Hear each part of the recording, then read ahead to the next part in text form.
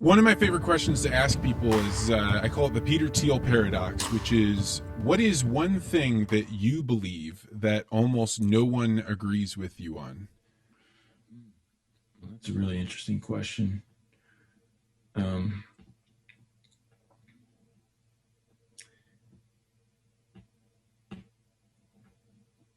Let me think about that.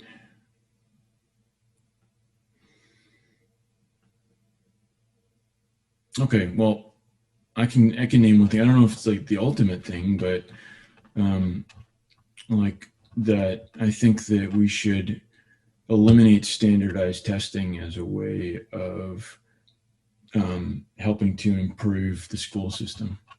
I Oh guess, well, some man, say people more might about agree with that. That's very interesting. Well, actually, now I think of some people probably do agree with that. So I'm probably not the only person that thinks that, but there's a lot of people who disagree with it. At least the way the government certainly disagrees with that. Um, so yeah, it's related. I mean, it's in the book. It's related to the novelty search principle, but like the education system is like a really big ambitious problem, like the way these other problems are that I'm thinking about, that like we can't approach objectively. So it's something where like we want every child to get to some threshold level of educatedness, and that might be way past where most kids are getting today. Like a lot of people are behind where we wish they were.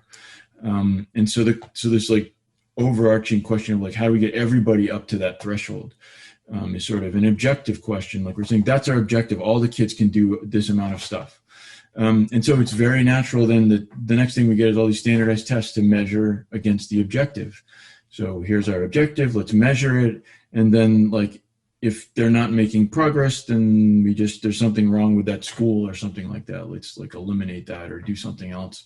But the problem is, just like all super hard problems, all ambitious problems, we don't actually know what the stepping stones are that lead to like all the kids in the country getting above this threshold. We just don't know. I mean, if we did, we would just follow those stepping stones. Obviously, we would just do it. And obviously we don't know because we never succeed. And so it's actually naive to think that that somehow an objective driven metric like a test like this, a standardized test, is going to be the solution to this problem, because all problems like this, and this actually, we didn't discuss this much, but this is a big point in the book and with novelty search, is that all very hard problems are deceptive. And deception means that the stepping stones that lead to the solution to the problem don't resemble the problem itself, which is again like vacuum tubes and computers. Like if you're making progress in vacuum tubes, it doesn't look like you're making progress towards computers. Like you wouldn't think that you're like closer to actually, like this Zoom setup that we have right now because I have a new vacuum tube. But actually you are getting closer. You just don't realize it because it's deceptive. And on the other hand, there's another kind of deception, which is that you seem like you are making progress, but actually you're just heading towards a brick wall. And that's often the case. It's like you can make a few inches of progress, but actually you need to go miles, and all you're really doing is just heading towards a brick wall. And so, of course, like any really hard problem is deceptive. That's why it's hard. It's basically the definition of hard.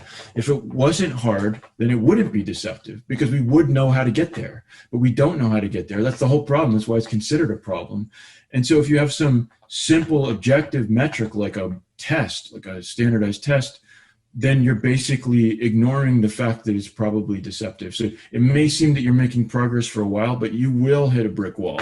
You will hit a dead end inevitably because it's going to be deceptive. And then what? Well, then, like, you have to back up, which no one will want to do ever. So they'll just create more tests, test.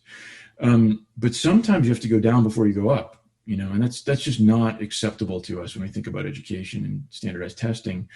But really what you need is not going down and going up is really the point. What you really need is diversity. That's the real problem here, is that like we don't know what works and we don't know where things that work because it's probably there's no universal solution to every single situation in every school system. And so we need a diversity of approaches. We need a diversity of innovative approaches, like things that we haven't yet thought of. And diversity just does not flourish under conditions that are objective.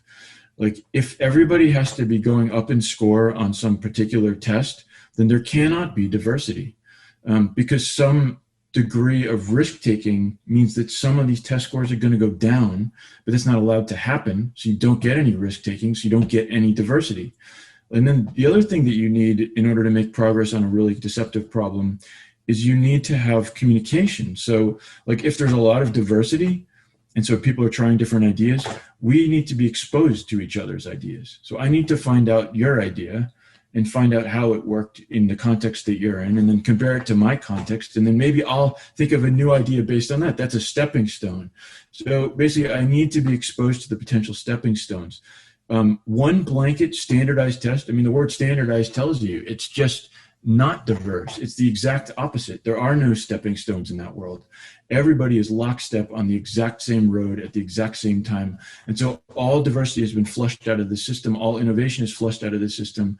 We will never solve the problem.